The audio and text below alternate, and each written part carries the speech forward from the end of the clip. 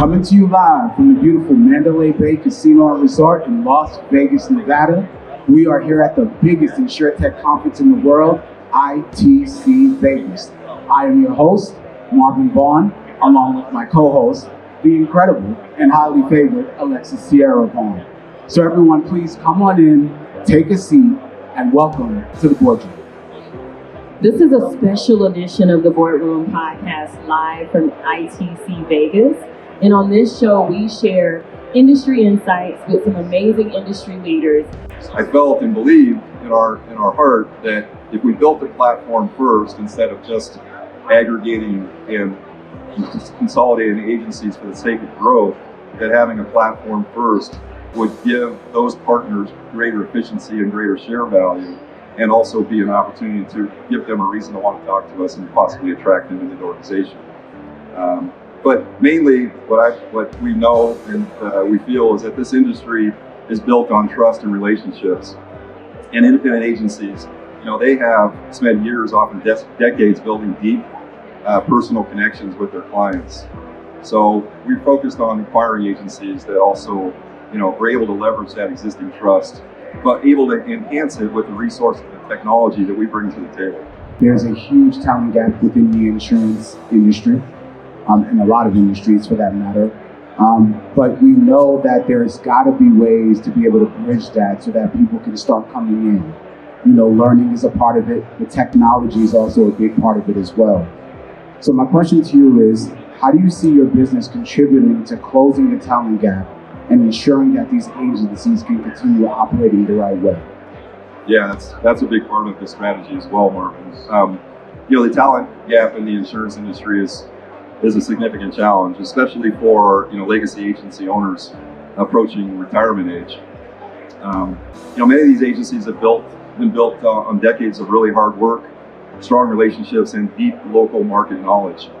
So that concern is without a clear succession plan or access to modern tools, these agencies could struggle to continue to operate, that's where Triforta and Aperionix can step in.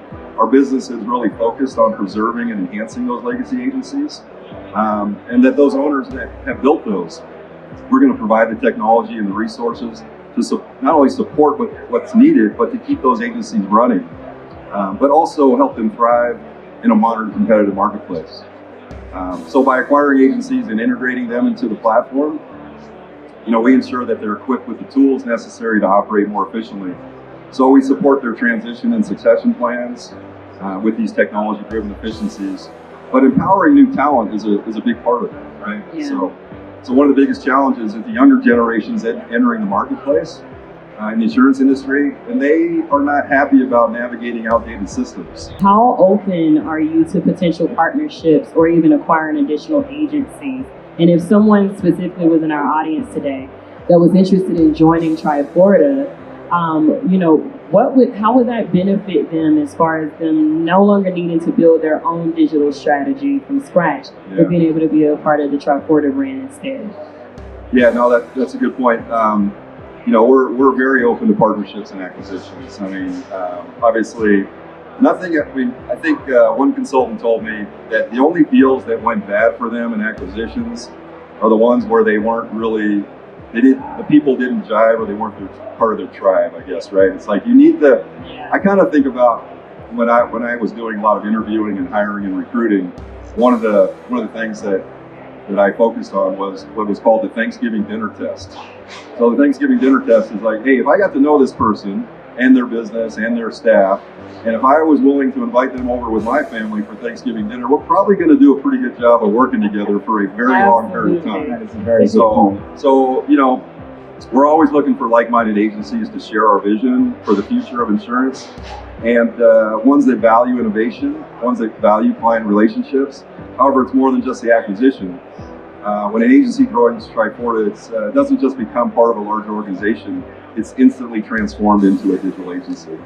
I love that. Absolutely. We want to give you a few minutes because I think it would be really awesome for our audience to.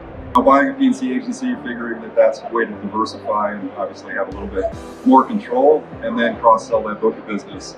So thankfully, that worked out really well. And I was able to almost triple the book of business on the first agency I acquired within about 17, 18 months. By just going out and meeting with every single client and cross-selling them with employee benefit strategies and solutions. But one thing I wasn't expecting to get visibility to was that the systems that most agencies were using at the time, they were so manual and outdated. You think about the P&C agency management systems, and there was no opportunity or capability to really shoehorn employee benefits management into those same platforms. So they were very manual and outdated. And after my experience with Salesforce, I just knew that I had to do something about it. I spent probably about 8 months doing a lot of research and trying to figure out if there was something in the marketplace. And again, this was 2018, and there wasn't anything. I couldn't find anything. So I decided to take on the initiative and the challenge and build that from scratch ourselves. So we ended up doing that on Salesforce's Service Cloud, and we ended up getting all the pieces to manufacture and put everything together to do policy management on the P&C side. But that realization that most agency systems were manual, outdated, and having that perspective from what we did on the carrier side and that tech forward company with Salesforce, that really, I think, helped solidify the path forward and what was the right thing to do. And when I started looking at some of the legacy systems that were available, one of the things that stood out to me is they didn't have APIs. And also the fact that they had their own product development, their own roadmap, and if there was something new and exciting that became available, I had to wait for their development teams to make it available to me.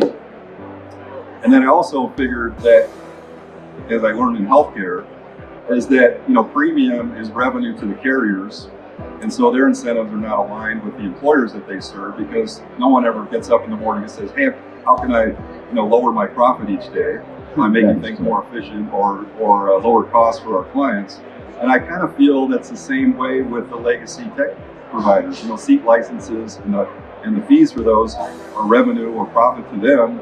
Their incentives aren't quite aligned with the needs of the agents and the brokers in the marketplace.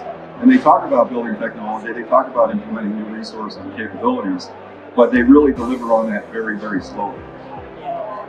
So we built Aperionix, combined with Salesforce automation and all of those things. And now with that future-proof platform in place, over the last 9 months, we've been leveraging with a partnership with Amon at Peak AI, some solutions that he's built for us, and we've helped train the small language model to do very hyper-focused specific tasks that eliminate a ton of manual work in the workflows and the processes. And because the platform is open and connectable, it gives us the ability to accomplish all that. So, yeah.